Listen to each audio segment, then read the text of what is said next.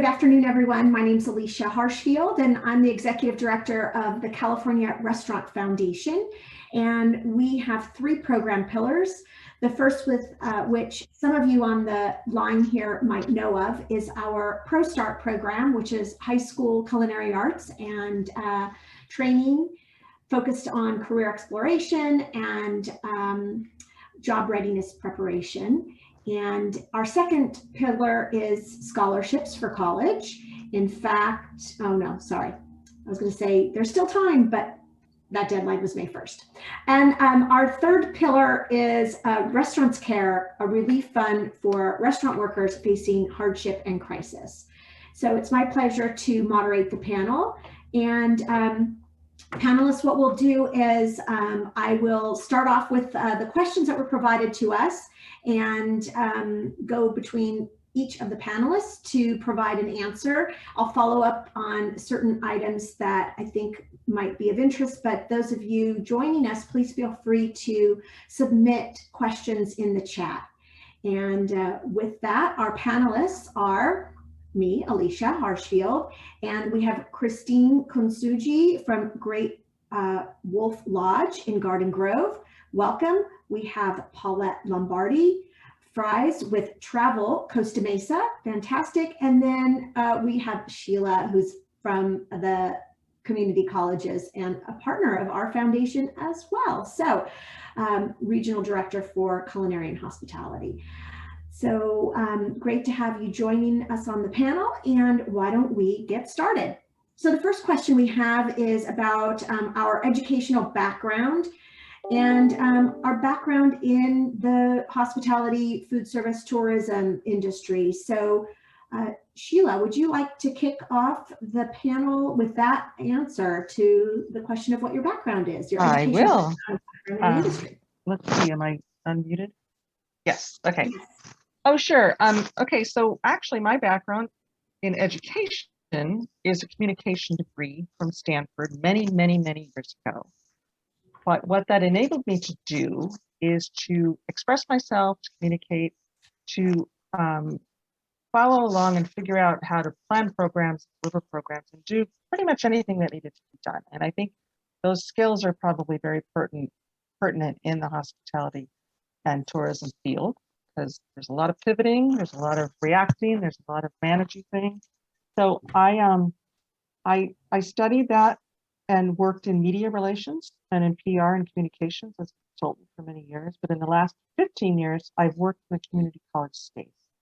And I've worked on categorical grant programs with some in cybersecurity for about 10 years, but simultaneously on statewide projects in all of family and consumer sciences, which culinary arts and hospitality management are two very significant of those 8 disciplines. So my job really was to help out the grant director with anything that needed to be done. And in doing that, we created professional development, student development, and curriculum development events and initiatives statewide and locally in those fields. So as a result of that, I've been fortunate to create some great relationships with some of our faculty members, a lot of our admins. And just in the last 2 years, I got a little more micro and came to Orange County to be the regional director. So my job as regional director for industry engagement or employer engagement, specifically in retail, hospitality, and tourism, is to connect those colleges with our industry partners for the purpose of preparing our students to be more effective workers for the future and present. And also it works twofold, because what I learn, I also go back to our colleges and I can help inform their projects and initiatives and their curriculum in the sense that what does industry need? What do they want? What are the future trends, and how can we design our programs and adapt and pivot our programs to meet this? So there you go. Fantastic. Thanks, Sheila. And Christine, shall we jump to you then to provide your background, please?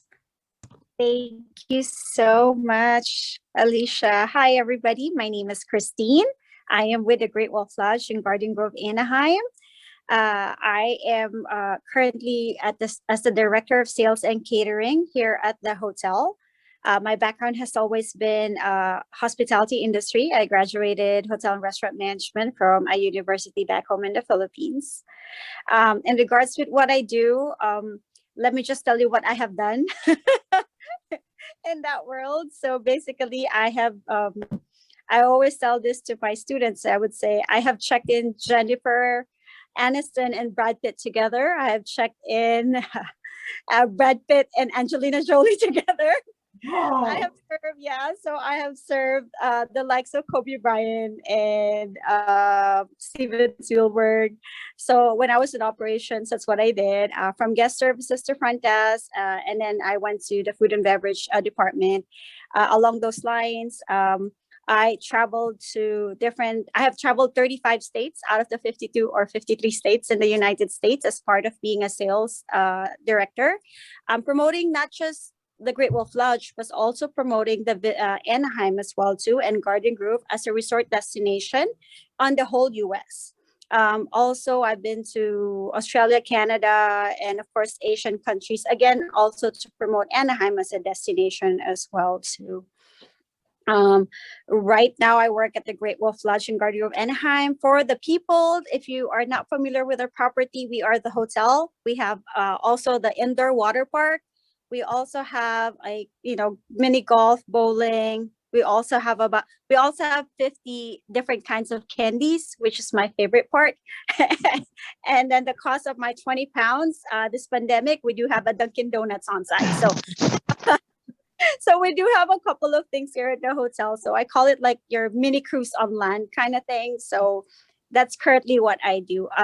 I am very, very thankful that I am part of this conversation. Not only am I hearing great things about the colleges and the industry professionals as well too, but as you all know, in hospitality, we do need you. Students like you or people that are aiming to hopefully join us in the hospitality industry.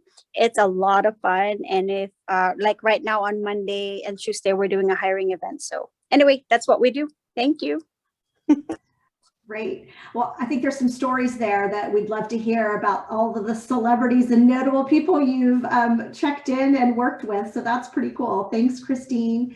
And then Paulette with, let's see, Travel Costa Mesa. Are you at the convention center? Is that your background?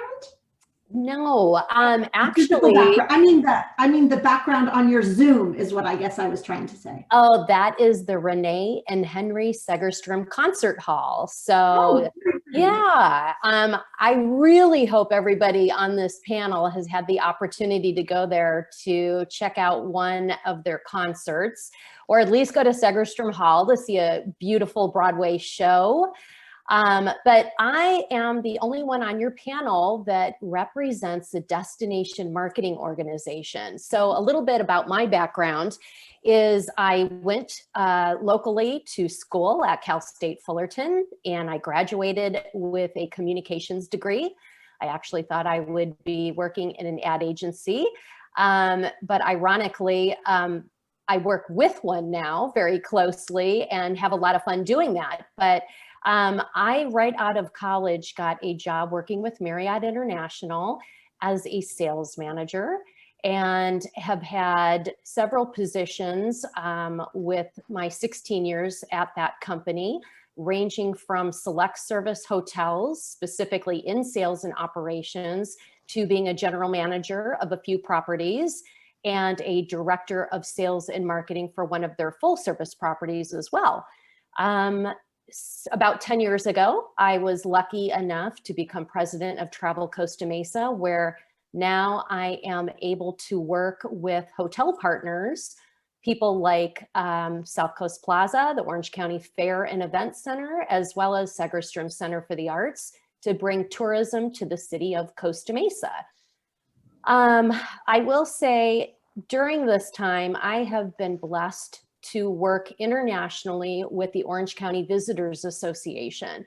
So as part of my job, I've been an executive committee member with that organization in the past. Unfortunately, it is no longer due to COVID, but I was able to travel internationally to the Middle East, to China to Mexico, representing specifically Orange County and all the great things there are to do right here in our area.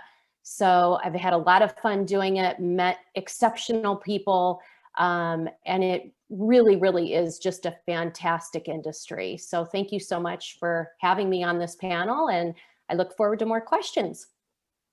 Wonderful. So Paulette, we have a similar educational background. My degree is also in communications, and I thought I was going to work for a public relations firm. So you never know where you're going to land, right? Or how the skills and what you study in college can prepare you for all kinds of other opportunities. And so, as I mentioned, my degree is in communications, and my background for the last 22 years has been in the nonprofit sector, including what I do today, because I work for a foundation, a 501c3 nonprofit. We just happen to serve an industry sector, being restaurants and hospitality. And prior to that, I did have some time in corporate America working for Hasbro Toys and for a Japanese-owned company after teaching English in Japan for Sony Corporation. So I love the chance with this current role with the California Restaurant Foundation to get to know so many entrepreneurs and people in food service and hospitality, and then bridge that gap between the high school population and try to bring the two groups together, but then also serving and changing lives through restaurants. So exciting. We have a diverse background of experiences on our panel, but it sounds like a common love for hospitality and bringing people together. The next question is around certifications or licenses. Oh, Sheila, yes, okay, we all talked. Yep, yeah, never mind. I paused for a second and had a little brain freeze about making sure I had also introduced you and you started us. Okay, so certifications and licenses, what would you suggest students have before going out to find a job? So as it pertains to your organization, Christine, would you like to share any certifications you require or things that you look for in a candidate? It depends on which department they're planning to go to. There's really no certification. Like, for example, if you want to apply as a lifeguard, for example, here, the hotel provides it for you. So they have like a full week training of getting all that certification, CPR certification, lifeguard certification, everything the hotel provides for you. All we request is a good attitude and a go-to, and that's all we require here at the hotel. So as long as you have the attitude, we'd love, love, love to have you here. Fantastic, great. Which is often the hardest thing to try to teach, right? Sheila, how about you? Are there certain certifications and licenses you recommend for students to have? It's interesting. Here, unmute. It's interesting. And by the way, Alicia, very good to see you, and you too, Paulette. I appreciate you guys being available and being on this call with us. That's awesome. My pleasure. I think what's interesting about the sector, which the umbrella term for us at the community college level is retail, hospitality and tourism. At the high school level, it's hospitality, tourism and recreation, which obviously culinary fits into the hospitality piece. And then once people move on to the CSU system, it could be in business divisions, it could be in recreation, separate recreation divisions, or at San Luis Obispo, in the last 2 years, they've renamed their whole department experience management, which is kind of an interesting and overarching and pretty good umbrella term for it. Because if you think of what all of these sectors have in common, it's, we're enhancing life experiences, if you look at it that way. But as such, we work on it's the career tech side in the community colleges. And, there's welding and advanced transportation. There's a lot of very technical fields in that have very clear, the healthcare field, for instance, very clear certifications. It's a much more broad in our sector. In our sector, what happens in high school, students might be doing pro-start programs and getting some sort of certifications, but at the community college level, that piece jumps to the American Culinary Federation, and they certify the colleges.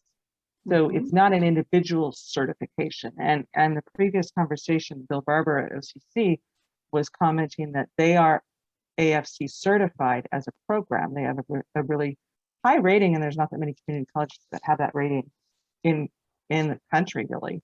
But if some of their students finish their advanced degrees there or certificates, they do get on an American, we just said it on the earlier call, it was a specific, it's a certification from the American Culinary Federation. That's an individual one. That's just not going to happen very often now. So I don't know that that's an industry standard. And then on the lodging side, you've got the American, the Association for Hotel and Lodging, AHLA. They have some customer service certifications, like a Gold Star program. It would be nice to know from Christine if that's something I know you do your own training, but do you value some outside certification? I would throw the question back to Christine, who's actually, working in that lodging industry. I would have to say yes. It should definitely be a factor, because we'd love to know if they have like a brief idea of how to work in the hospitality industry. So definitely, it will definitely help them. Yeah, thanks for that. So to answer your question, Alicia, I don't personally know of any specific certifications. As someone that's worked in a lot of other industries and been involved in this education aspect of this industry for so long, I think what it comes down to it is, if you as a student in high school are doing interesting things and pushing yourself and doing some special online training, getting experience, just filling out your resume basically, and staying curious and showing that you're an active learner and have that initiative, I think that's probably got to be pretty powerful when you're going into a hiring situation. Yeah, absolutely matters. Building that resume for sure. Mm-hmm. Fantastic. Thank you. And Paulette, how about you in terms of industry certifications? I think it's always interesting to hear what everybody has to say about this. And, in addition to the people I work with, I also have 11 hotel partners that are the Hiltons and the Marriotts of the world and Westin. And I believe through them, those programs are certainly something that would be looked at when people are going through everyone's resumes, and the amount of applications they receive. Definitely it's specific to what job they're interviewing for or what they're interested in. But, from a destination marketing organization, I'll say, having, let's say, a Google AdWords certification certificate means a lot if you're going to be in marketing. Of course, experience has a lot of pull and value as well. And the other thing that I'll always tell students is what's valuable is what you've learned and what you want to do to learn more. I've had people that I've interviewed that had to take 6 months off, let's say, to care for a loved one. But in between doing that, they also found programs where they could continue learning and try to still be involved in some way in the industry that they wanted to be a part of. So to me, that's exceptionally valuable, is what they put into their own learning experience to keep learning. So even after they get these certification programs, well, what else are you doing to stay fresh and what interests you? So that tells me a lot about a person and their motivation to get hired and to be something that we would love to have, as part of our team. So, when Christine said attitude, absolutely. Attitude is 90% of it. I think a lot of people can learn how to do things if they have the passion to do so. Yeah, for sure.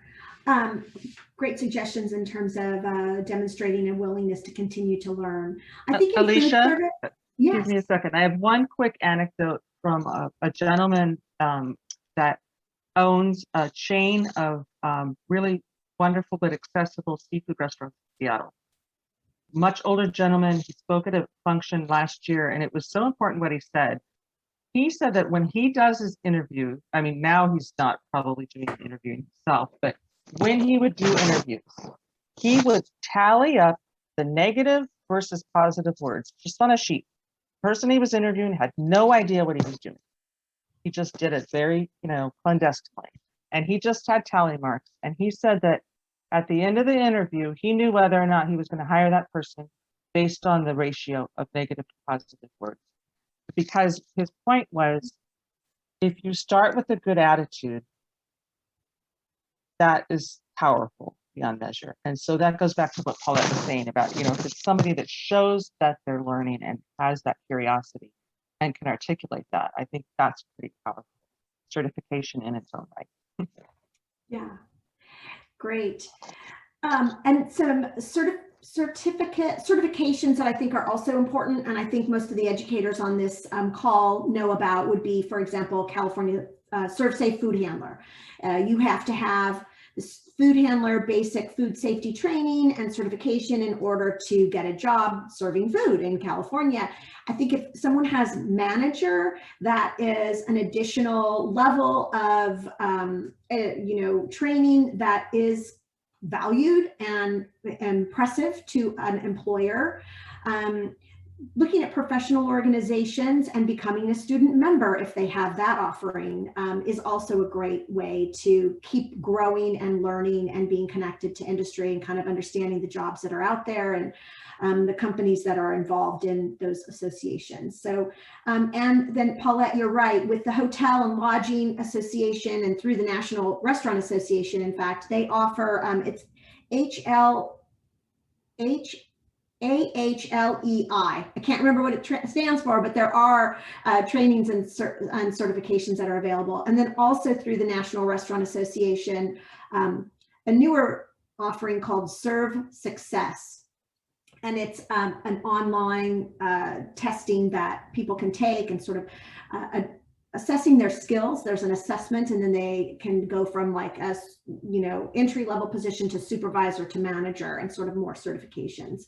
And then, of course, through ProStart, we do have a national certificate. Our foundation offers a couple of certificates as well for completing ProStart and going through our FIT force and training, job readiness training. I'll jump to the third question, which is, if any, what additional skills and techniques should students focus on, and what would be valuable to companies? I'll just quickly start with this one, because I've been on a lot of panels lately with other industry people and leaders, and kind of to Christine's point, positive attitude always seems to be one of the #1 things. And sort of thinking about this year, teaching resilience, right? And that comes in the form of even when you're starting a job. And it could be as simple as when you hit a wall, or you get and this is what teachers can teach, I think, to students, is when you hit a wall and you are feeling like maybe this job isn't, the honeymoon is over, kind of what this job is to know how to ask questions, how to ask for more responsibility if you're bored, how to navigate working as a team, like those kinds of life skills that seem very, I guess, sort of natural to many adults, are not always natural to young people. And they need to perhaps be told that it's okay to ask for clarification, to ask for help, to ask for more responsibility, and to show that initiative. So demonstrating those skills that are interpersonal and people related, and sort of initiative and leadership. And I'd say probably one of the other most important things is actually showing up and being ready to work. I don't think this is anything new for some of the people on the call, but anyway, things that I've been hearing that are even more important now during this pandemic while people are trying to rehire. So Paulette, did you want to jump in on this question? Sure. I love the being resourceful. I have a VP of marketing, and a lot of the questions that she asks potential employees that interview with her, she'll have some random question about, it would have nothing to do with her industry or even the job description. And she's just looking for how the person would think creatively and how to answer something and what their critical thinking skills are. So I think that just has a lot to do with being resourceful. And if there's a problem that comes up, what tools are at your disposal if you don't have someone to quickly answer them on how to figure it out? So, you know, brainstorming, working independently a lot of times in order to do that. You may not come up with the right answer, but at least we can see your thought process behind it, the tools that you took to get to that answer. So I think that is something absolutely we'll continue to look for on any level. So it doesn't matter if you're hourly or if you're in management, that is really important. Gosh, and you know how you said to show up, to be there, 100%. Those that do well are truly invested in their work. And I know one of these questions that are coming up, and I can't wait to talk about it more, but is, you know, what do you look for in a person? Well, someone that's ready, someone that's done their homework. You know, what makes you stand out compared to everybody else? You know, if there's one job and 50 applicants, you know, why are we going to hire you? What is going to make you stand out? What are you going to say that's really going to resonate with us? And again, at any level, it doesn't matter if you're an hourly associate working at or trying to get a job at a hotel at the front desk or concierge. It doesn't matter. Yeah, so true. Thank you. And Christine, how about for you? Other skills? I think for me, I think Paulette is on point in regards with all the factors she mentioned. I just want to say though that I want to tell the story about my sales manager who was furloughed and just came back actually today after a year, right? So what she did was she put together all this free learnings, free trainings, whether it's LinkedIn Learning or whether it is, not just for herself, right? But it's things that she shared with us and her co-employees and her co-workers that will benefit us in regards with marketing, in regards with selling, and in regards with even just day-to-day life where it's about leadership and, you know, talking to people and personal development. And to me, that counts a lot because you're not just thinking about yourself, you're thinking about the people that surrounds you. And I think that's probably one of the things that I am looking for. That's great. Yeah. What great initiative to be doing that when you're furloughed. Very impressive. And how Sheila, other skills or techniques? You know, I think my colleagues here have really nailed it. And especially with you starting it off, Alicia, that way. What I thought about when Paulette was speaking about the resourcefulness and the critical thinking, I thought about the adaptability, especially in the hospitality field. You know, there are so many forces that are out of your control. You always have to keep that smile on your face and try to serve the needs of your clients to your best of your ability. So what I think informs that, though, I think there's a certain bit of curiosity informing resourcefulness. Yes. So if you have someone that is eager to learn and you know, like you said, it's okay if they're not right. Like they're willing to learn. It's like everybody learns more from their mistakes than their successes anyway. So if there's a way to foster that in our students to make them you know, more successful, and then the adaptability piece would be, you know, having that initiative, or as Christine said, having that caring attitude where you're not just doing this for yourself. You know, it's imbued in you that you want to take care of it. And so all of those factors together, and then just more of a kind of more of a practical one, I think that's really important. And I joined Cal Travel Association last year, and it's been a wonderful resource. And then, as Paulette was mentioning, the OCA, which is no longer here, that's how I met Paulette and a wonderful group of people. But it's, you know, reaching out to what's available to you, going beyond what everybody else does. So that, you know, that's the curiosity piece. But just on a practical level, in my membership in Cal Travel, the first seminar, or the first conference I went to for them, I walked into the exposition hall, and 80% of the people exhibiting were digital marketing people. They were GPS location resources and consultants. And so if we're moving forward in educating our hospitality students, particularly like our hospitality management students, there has to be an element of digital literacy. And you know, we don't have the classic certifications. There's a lot of online resources. Paulette mentioned one about the Google Analytics and the SEO business, but those things are paramount to success as we move towards the future. Yeah, no doubt. Well, we've relied on technology so much during this pandemic, haven't we? Just go to a restaurant and who knew QR codes would be back and important? And that's what you use to, you know, get a menu. We thought those things were long gone.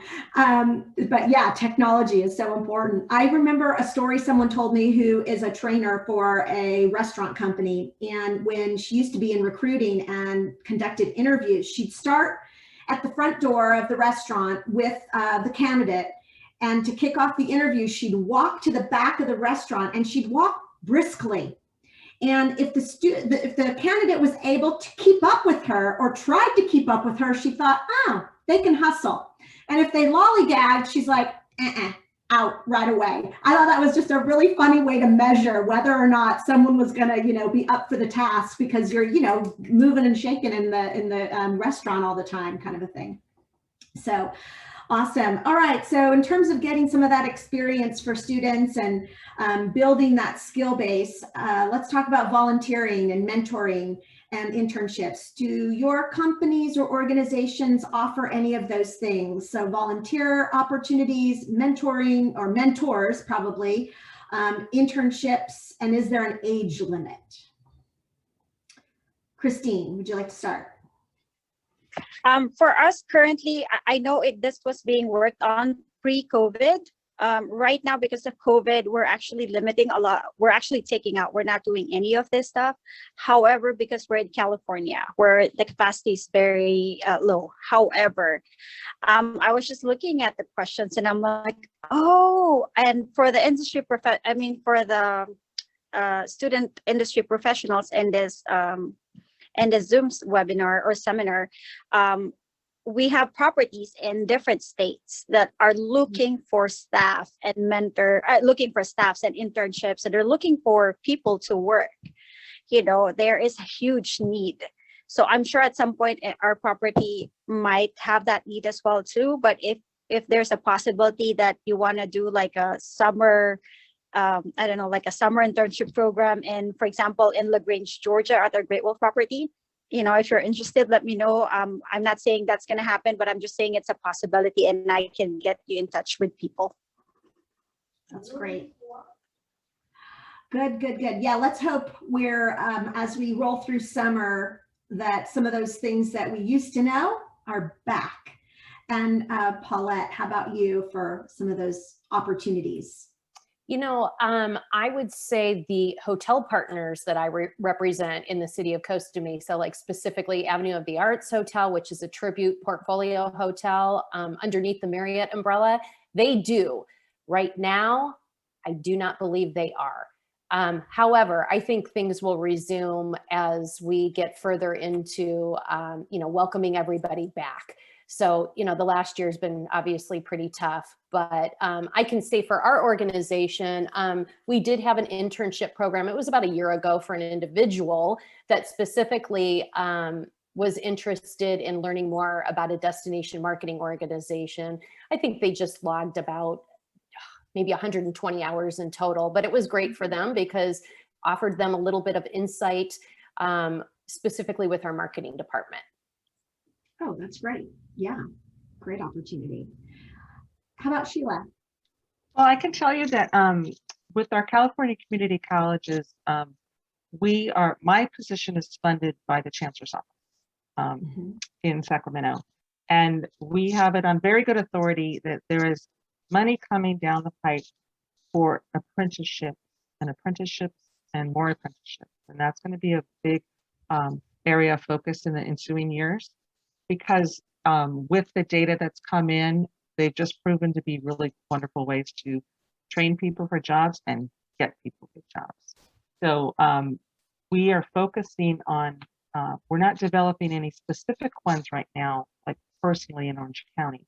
However, as a precursor to that, we're in the process of developing 2 different internships that unfortunately high school students are not open to at this point. But if your high school students are graduating and they're coming to the community colleges, then these are things that they might be able to participate in.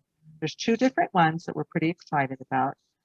One is a pilot. It's called a virtual marketing internship. And we recognize the recovery and how difficult it is for so many of our businesses to reemerge, you know, and have healthy businesses. So what we're doing is we are offering students at community college an opportunity to be paired with an organization to help them with their social media and digital footprint. And it's a 6-week internship. We're launching it in the summer. And I'm happy to say that the California Restaurant Foundation is going to be one of our partners and take one of our interns on, as well as OC Recovery Kitchen. And we also, in another area with the same partnership, it's the same pilot, we've involved the small business development centers, and they're identifying small businesses that need help in the digital space. They're going to be doing a digital assessment of where they're at with their social media at no cost to the business through the Small Business Development Center, identify partners, and then in the Inland Empire, there's almost 100 students at one college that are going to be doing this pilot program for their local business. So that's one program. And then another one that we're excited about is we're working with a nonprofit in the Denver area that has a big footprint throughout the state in K-12 kitchens, in introducing and promoting scratch food preparation. So with that one, we're going to place, they're both launching in, well, actually the BMI one's launching this summer on a small scale. And then this other one I'm talking about is launching in the fall.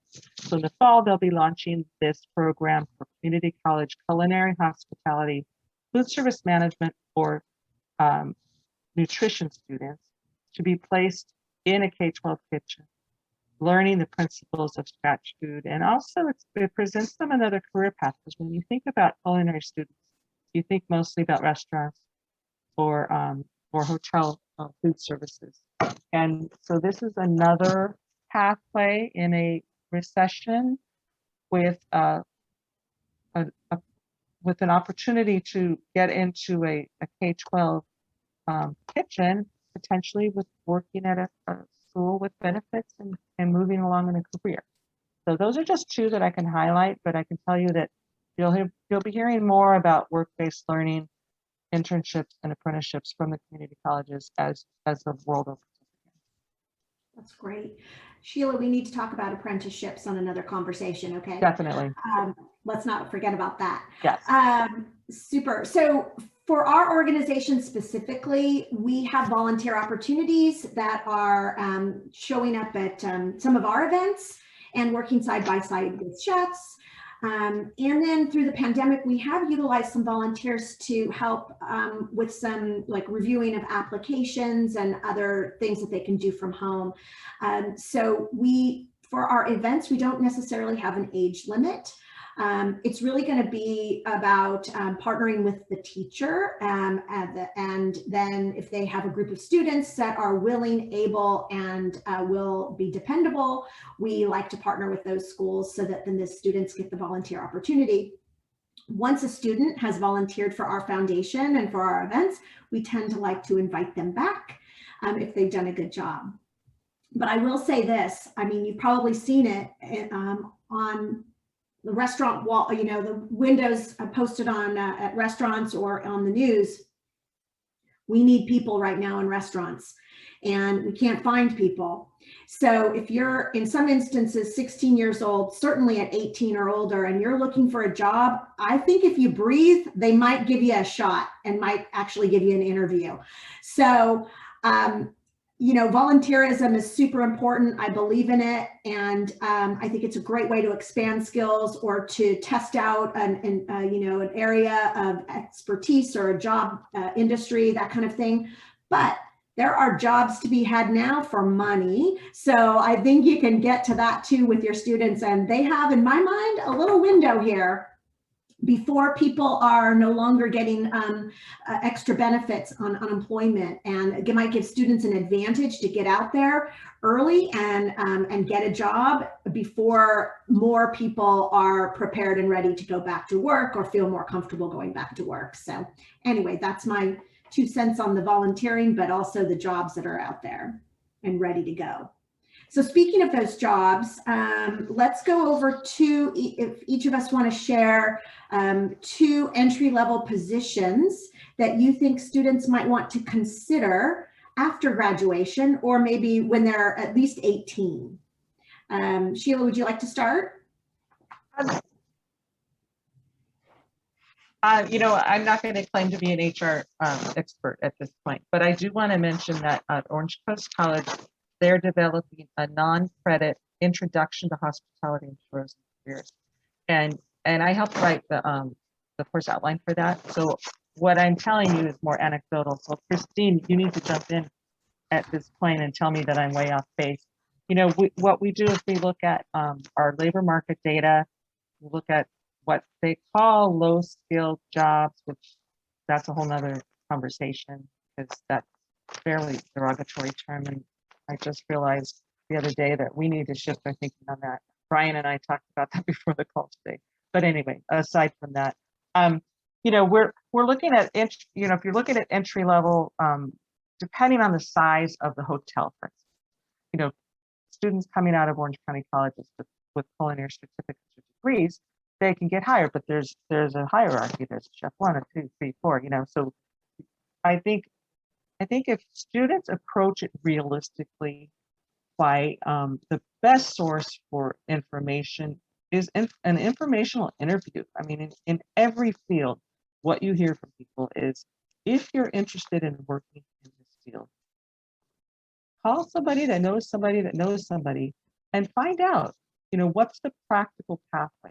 I think what happens sometimes is people have aspirations that maybe are a little too lofty, and it's, you know, whenever you're starting out in any career, you have to be able to start out at entry level where your skills and experience define that starting point, right? So I would just encourage students, counselors, and others to talk enough to the local employers to find out what practical hiring levels are. So, you know, for instance, in the hospitality side of things, you know, without a degree, you could be a valet or a busboy. But I have a neighbor who started out as a valet at the Ritz-Carlton, worked his way into a daytime waiter role, and is now raising a family on that salary. You know, so there's a lot of different ways to go about it. I would, you know, the other wonderful thing about Orange County is we have so many headquarters for major fast casual chains that there's all those associated groups too. Like you had mentioned before, Alicia. It's not just you know, you get a culinary degree and you go cook in a restaurant or a hotel. You get a culinary degree and you start working in development research for one of those fast casual places. You have a culinary degree and you have start your own catering business or your food truck or whatever it happens to be. So I know that was a real nebulous, broad answer, but I'll leave it to the people that are actually doing the hiring to answer that. Awesome. Great. Thanks you. Christine. I do have to say, Sheila, you were on point. Everything that you said was on point. So definitely it's just a matter of, as far as the hotel industry is concerned, every single department that we have in here can be a position for newly graduate students, right? It's just a matter of where they think they would like to start with. Because I do have some, actually, we do have some, my friend is a dishwasher. He started as a dishwasher, and right now he's the director of food and beverage for a large hotel in Chicago. So it all depends on what you want to do at the end of the day, right? So it's where your heart lies. All you need in this industry, at least as far as my personal opinion, is you need to make sure, and I forgot, it was Paulette or Sheila or Alicia that said show up, give it your best shot. Attitude is key, and definitely know where your passion is, because if you're not happy in one department, there is like 8 other departments you can go to. You just have to make sure that you voice out that that you want to be on the other department as well too. Yeah, speaking up and being curious, I think, as Sheila pointed out, and asking about other opportunities once you get that foot in the door. And Paulette, how about you? A couple of opportunities or entry-level positions that students might consider. You know, I'm going to go back to what Christine said just for a second, and how her friend was a dishwasher. In our industry, that is a starting point. I was 16 years old and I was a dishwasher and made pizzas for a restaurant. That was the starting point. I didn't start off as a sales manager working for Marriott International. So students have to understand that's some of the best training you're going to get, because man, you got to work fast. You've got to wear several hats in whatever department you're in. What I would say, from a hospitality background, but also where I'm at right now, I love to hire somebody, even at an entry-level job, that has been in different departments. So if you have been at the front desk, and let's say you were maybe back in the kitchen, even working in the food and beverage segment, or at the Starbucks kiosk, or whatever it is, I love to see that the person that we would hire would have experience in other than the department that they're interviewing for. I think that really gives them a well-rounded idea of what it's like collectively to work as a team, and how together everyone's going to succeed. If you just come from sales or you just come from operations, it's really hard to teach that. So I love, if an entry-level job, if you're wanting to be at the front desk, fantastic. Boy, you're going to learn a lot there. To your point before, of you're going to have guest issues that of course are not your fault, but it's up to you and how you solve them. So I just want to share, love the person that has come from different departments. And again, entry level. I'm not talking about a management job either. Yeah, so important, that variety of skill and experience that can sort of layer upon each other and help someone figure out where they want to be ultimately as well, and be better prepared for it. That's wonderful. And so I think too, for maybe some of the culinary educators on the Zoom here, if you haven't considered grocery, that's another alternative. I know you know all about sort of the restaurant and maybe some of the hotel opportunities, but grocery, bakeries, and delis are also other good places where students can get a start. Okay, so the next question is on highest paying jobs that students can work towards. They want the money. So where do they go? How do they get to those opportunities? Christine, how about you? It's not necessarily the pay. Like for example, my cousin's son is working as a bellman, and it's not necessarily the pay that's high. It's the tips that they get and all the perks that they get. So they would come to me like, auntie, I get this tickets at the Angel Stadium. I have this really cool tickets. Come on, let's go. So it's not necessarily the pay, but it depends on, like, sometimes it's the tips as well too that you get, and the perks as well too. So that's one. And then the second one, I would, again, not necessarily highest paying, but I think it's like being at the front desk will give you a lot of multi experiences that you can carry with you in each department that you go to, because you handle the guests, you take care of the guests. So not monetary wise, but I think experience wise, that you can take in any single job that you do, because it's all about dealing with guests and dealing with people, whether internally or externally. That's one thing that that will be given back to you. So that's it. That's great. All those perks, those sound like good perks. And Paulette, what would you like to offer there for? Okay, I'm going to aim very, very high because, you know, again, I think a lot of people think in the hospitality industry, oh, there's, you know, so low paying jobs. No, we have to remember that is a starting point. So this job that I'm going to share with you, in reviewing your questions, I Googled it because I wasn't sure. There is the U.S. Travel Association's president. We're getting feedback. Let's see. Yeah, I'm not sure why. Let's try again. I think that's better. Okay. So this person that is actually the president of the U.S. Travel Association, he started off as a lifeguard. He makes a multi-million-dollar salary right now. So again, going back to what was entry level, and then look at where he's at now. And I can say that even with destination marketing organizations, let's say for states. For our current state, that person makes over $500,000 a year. So I'm going to go really high. Are we all going to be at that level?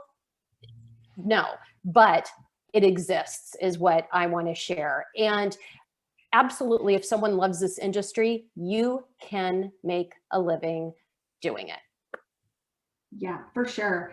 I know. I think the other point, just jumping in, I think too, what Sheila started to mention is that we've got a lot of corporate headquarters, and often students don't maybe think about the corporate headquarters. They've got their parents telling them, I want you to be an accountant, or I want you to be, you know, work in a professional capacity in an office.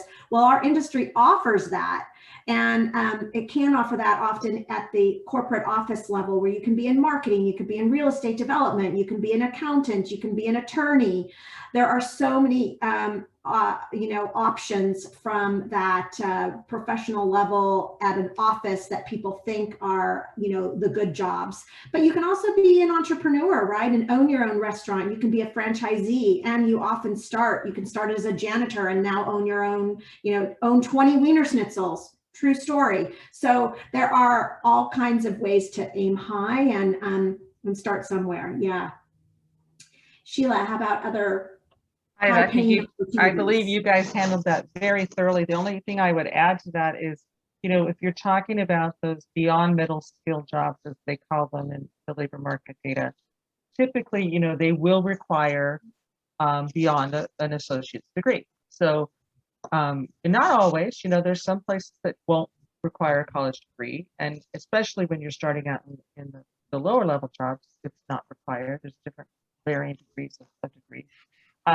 But, you know, by and large, if you're looking at the sales managers, the GMs, the more the C-suite level employees at a large convention center, a large hotel property, a hotel management company that has several properties, you know, by and large, those people in those jobs require at least a you know, a undergraduate degree, and some might be required, depending on, you know, finance side, a master's, an MBA, and so forth. So, you know, what's really cool about what, you know, this call today is it's bringing together the K-12 with the community college, and then we know very well, and we've mentioned throughout some of our answers in the previous session, about the CSUs and the UCs in our midst as well. So, you know, there's those consistent pathways with, as Paulette mentioned, those related fields.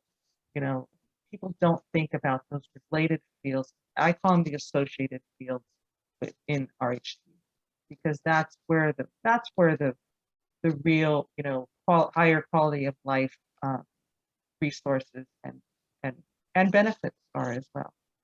Mm-hmm. Yeah, benefits are key. That's exactly. to be able to kind of look for in an opportunity. Wonderful. Well, great. and I will say that in the last couple of probably within the last month, there's a marker that we utilize when we do a lot of studies on whether we're going to start a program at a college or not. It has to pass a certain metric of meeting the labor market data in need, and also does it meet the middle skill wage? And they use a cost of living index. It's a livable wage index. And in the last few years, it's been around $17 and some cents, and just last month it went up to $19 and some cents. So that means that in Orange County, any job that's at the 19, I think it's $76 or something, 76 cents. But anyway, any job that meets that criteria is supposed to be able to provide a living wage, meaning housing, transportation, but not your own private vehicle, food, and health insurance. And anything below that is below that living wage. So, that's another factor as people are moving forward and as students are thinking about these careers. It definitely can attain and surpass that wage in the right position, especially as they move along that path. Yeah, we want them to get started, and it's nice for them to understand the path and the opportunities that are beyond that entry-level position and going for it. Okay, we only have a couple more questions, so everybody stay with us. I know it's a Friday afternoon, it's almost 3:15, but we'll be wrapping up in a few minutes. Our last three questions are about sort of the hiring and advice that we would give to students. So hiring process, Christine and Paulette, maybe we'll direct this question to you two because you're hiring students, or you might be working with partners that are hiring students. Sheila, Ray, if you want to jump in, just let me know too. But the question is, has your hiring process been altered due to the economic impact this year and the pandemic? Christine. Definitely. The hiring now, it's very touchless, low contact point. Right now, if you want to apply for something, you text a number, and then that number will send you a link, and that's the form you need to fill out. A lot of our papers has been taken out. A lot of the stuff that we're doing right now is all digital, all web-based. Even the trainings that we're doing are now web-based as well too. Interviews are being done through Zoom. We are doing a few things on property and on site, but very, very limited, but definitely as much as possible, low contact points. Do you expect that to change anytime soon? Like after June 15th, do you expect to be opening, it's opened up, and do you expect to need more people and then be doing more hiring in person as well? Definitely. Once the state allows us to go full, because we're opening on May 22nd. Currently we're closed. On May 22nd, that's when we open. We're opening at very, very limited capacity. But as you say, June 15, if they say, hey, full on, you're open full on, definitely we would need a lot of employees, especially summer here is very busy. Yeah, you probably staff up for the summer anyway. And now this is like starting, like, it's almost probably like you're like opening for the first time. That's sort of what I think has happened to so many businesses is it's like they're launching a new business. Yeah. Yes, definitely. Yeah, right. And then Paulette, how about for you in terms of anything you're hearing about hiring process or maybe within your organization? For our partners, I would echo exactly what Christine said. So that has been the way it's going to be, at least for the foreseeable future. And then once everyone gets back on property, the more in-person is what they'll go back to, I'm sure. But, the online and, some of these tools, I'm sure are going to be here to stay. Yeah, it's a easier probably screening process to some extent. Yeah. Sheila, what are you hearing? Well, actually, it's a little premature right this moment because this week, the Orange County Business Council distributed a needs assessment to the retail, hospitality, and tourism industries on our behalf. So as that information came in, it's just a short survey. It's 5 quick questions, but we're trying to just assess their current state, their kind of short term, how they see it changing, and then their longer term look at their needs, their workforce. So if it was next month, I'd have a great answer for you. Excellent. But no, actually, I go back to, I've been on the Cal Travels.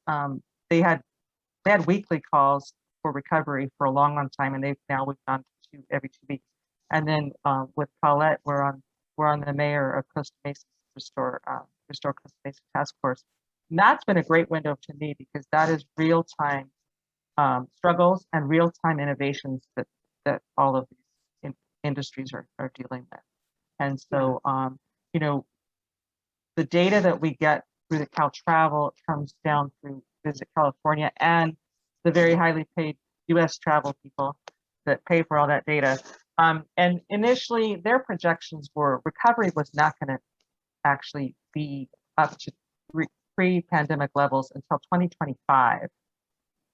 First they said 2024, but as things went on for almost a year, they said for 2025. You know, once Disneyland opens, that's kind of a beacon for a lot of people. And you think about that whole Anaheim corridor where you guys are, Christine. So that's a really important turning point. But back again to all the associated businesses and careers, because I don't think people think about all the suppliers and all the growers and all the transportation people and all the tentacles that are associated with the hospitality and tourism industry in Orange County. So it'll, you know, we're hoping for as fast a comeback as possible. You know, there's some really horrible statistics that 50% of restaurants that have closed will never open again. That's all going to be based on locality and you know, everything's local when it all comes down to it. What will drive the market? You know, will they have enough PPP loans to get through and to maybe resurrect their businesses again when things are fully open? So all, you know, I don't have a clear answer, but it's complicated, obviously. Yeah.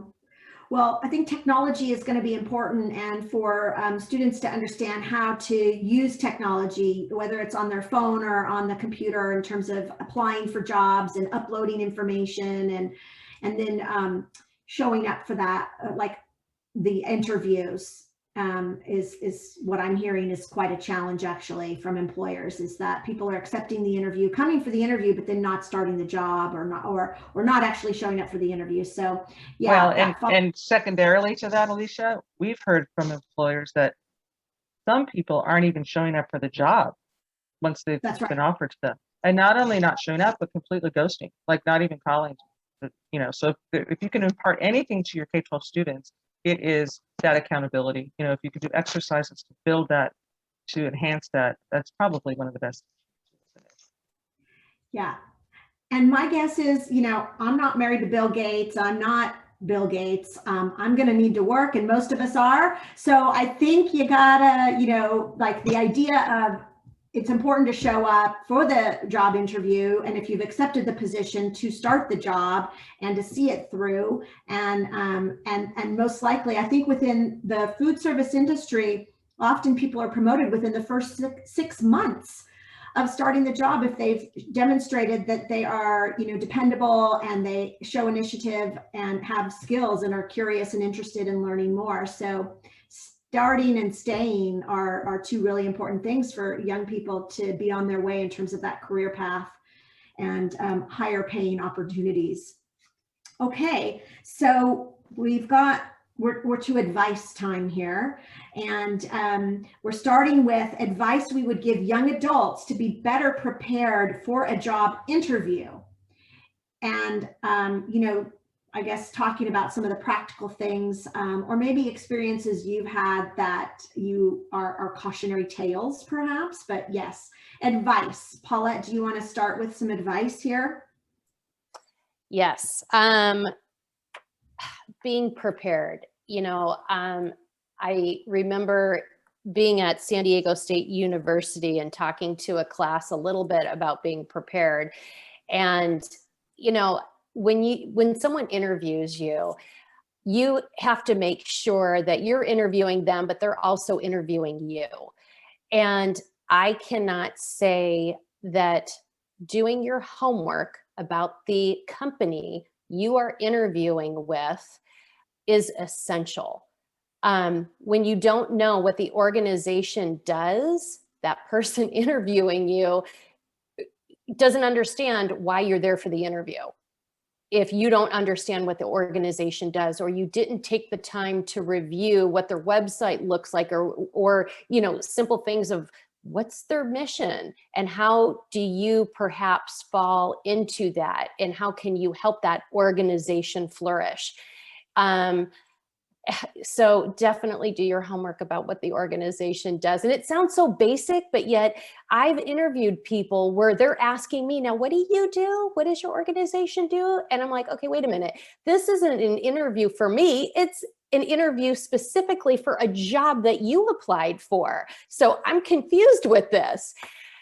So that is just so important. And then, you know, something really basic too.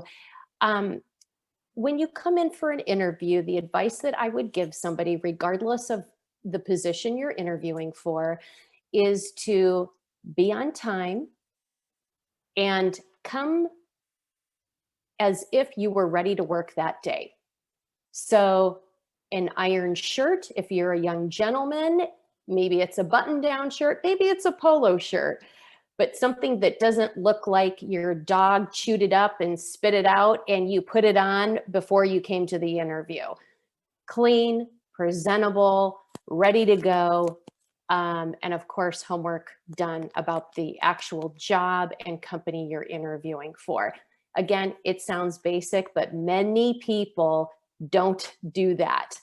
So I would love to see students really zoning in on that. What am I interviewing for? What do I know about the company? And of course, you know, it's great when they come prepared with some questions as well.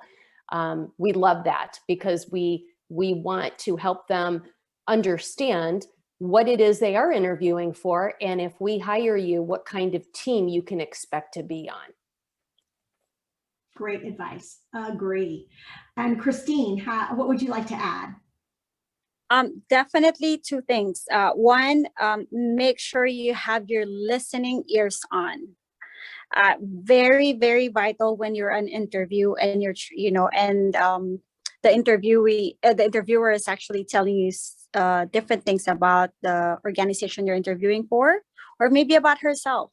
So that way you can relate to that interviewer and, you know, have that rapport with her, which is very vital in the hospitality industry. Second one is, I would say, again, creating that connection. A no, a yes, a maybe, I don't know. In this industry, I don't know is not a word. It's not something that we use.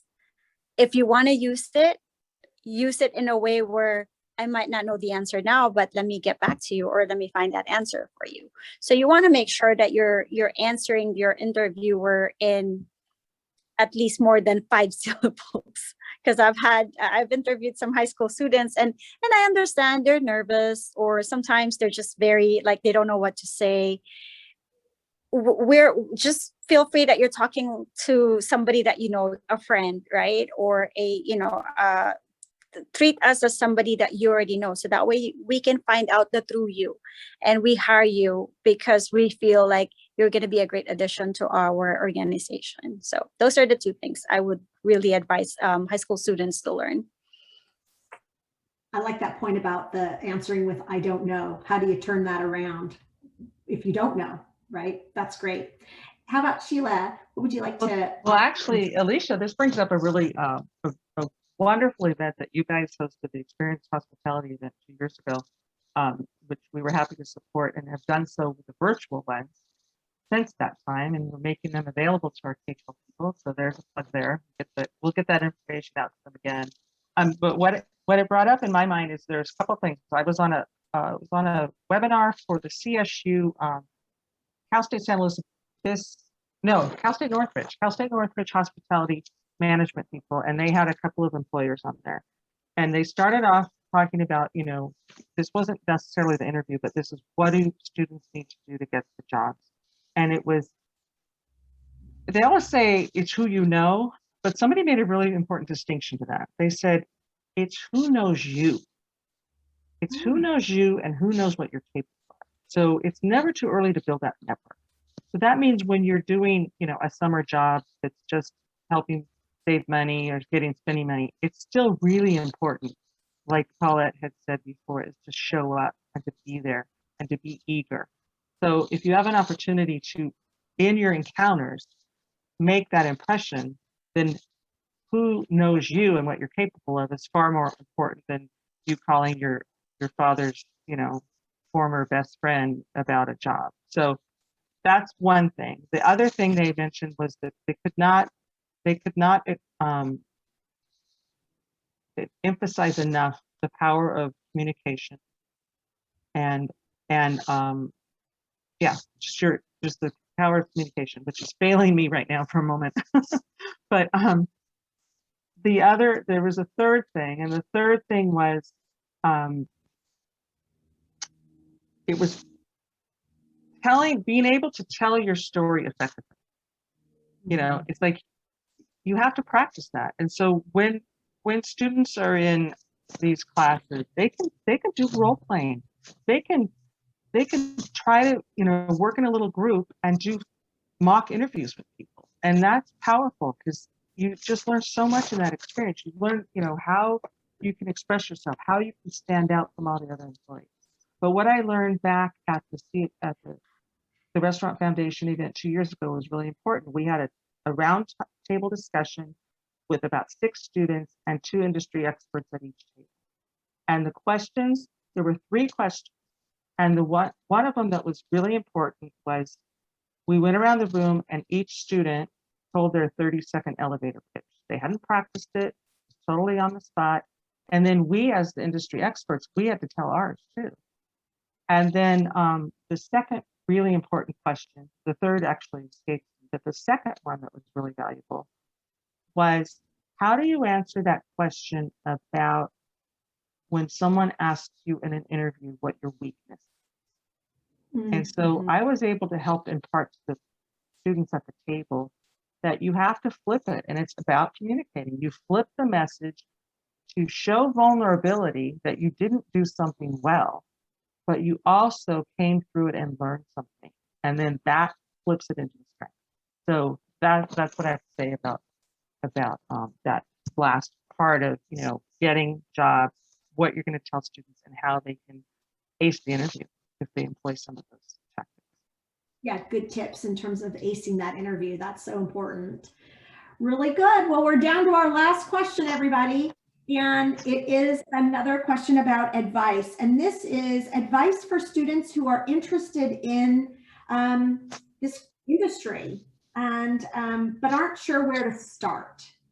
Advice on where to start. So how about Paulette? Would you like to start with where to start?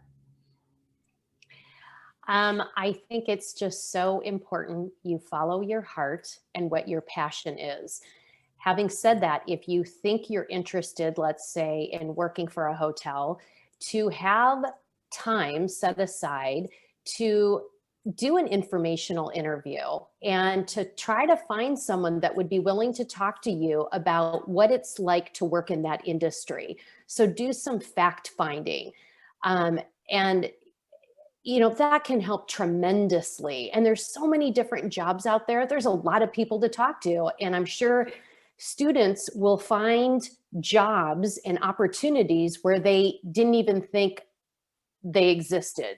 So being inquisitive, there's so many opportunities now with being on Zoom calls and webinars.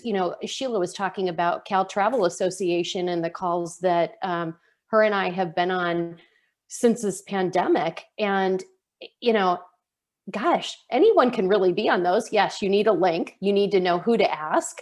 But just listening to some of these people and their knowledge and what they do and some hardships of what's been going on in the last 12 months, that is very impactful. And I think, again, there's just a lot of opportunity, but taking the time to go online, do some research, and then talk to people in the field that you think you might be interested in. I had been part of a very good mentorship program with Marriott International quite a long time ago. I think it was like literally 15 years ago, but it was one of the best things that company had, because I was paired up with someone that wasn't in my line of work, still worked for Marriott International, but got to learn a lot about what they did.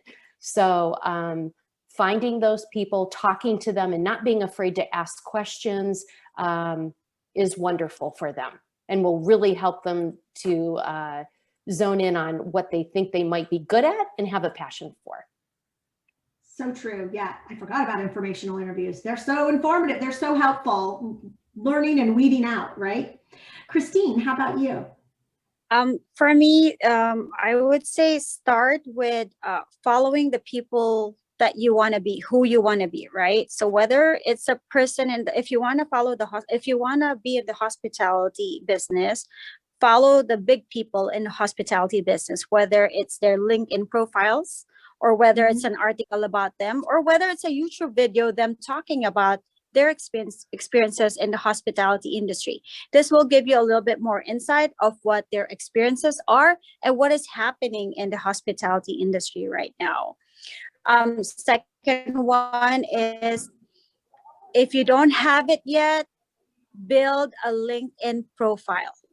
Start now, because there's so much information on that you can either do, you can start learning for free because they have a lot of classes in there, or you can see who those connections that you can have. Like, for example, if you want to connect with me or Paulette or Alicia, you know, and Sheila, if you want to connect with us, we're on LinkedIn, connect with us, and you will see who our connections are as well. Last thing that I would probably put out there is, if there are any groups that you can join now, whether it's a Facebook group all about hospitality, or all about, if you want to join the Culinary family in Facebook, or hospitality family on Facebook groups, or in LinkedIn, they have groups as well too.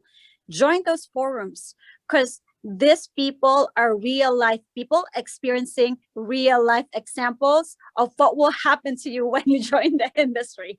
So start now, and then that way you'll find out more information about what's happening in the industry. That's great. Yeah, so true. Lots of things at our fingertips. And Sheila? Well, those are all great things. And I, if I said too much more about it, I just would be repeating them. But to bring it all a little bit fuller circle and to go outside of this industry, my husband was a very well-known, nationally recognized sports writer. And that's a tough field to break into. It's just the way that news is delivered now has changed completely. So it's completely upended. But throughout his career, he was always pretty shy. And so if a student contacted him out of the blue via email, he always responded. He always responded because he thought that took so much initiative. I would have been scared to do that in my day, he said. So I would just reiterate that the curiosity and the preparation that we've covered today, I think, have been two good themes. And if you are interested in working in a certain field at a certain property or a certain, sports team, arena, whatever, if you can find out pretty easily who's on that staff, you can find out their email pretty easily. Reach out, and you'd be surprised at how many people would respond. And as Christine said, that was really important. Follow the people you want to be.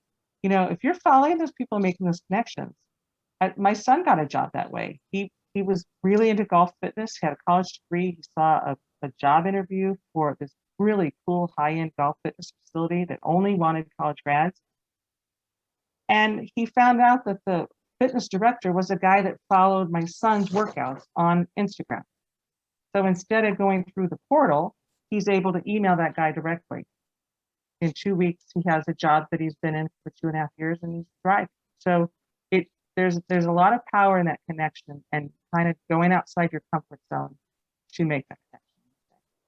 So true. That's great to hear. That's a really good example of how little creativity and initiative can land you the job that you love. Okay, I think that about wraps up. We're a little over time, and I thank you all for staying on, and thank you to our panelists, Sheila, Christine, and Paulette, for your wealth of knowledge and great advice. Really fun to get to know you through this process as well. So Ari, I'll turn it back over to you. Thank you.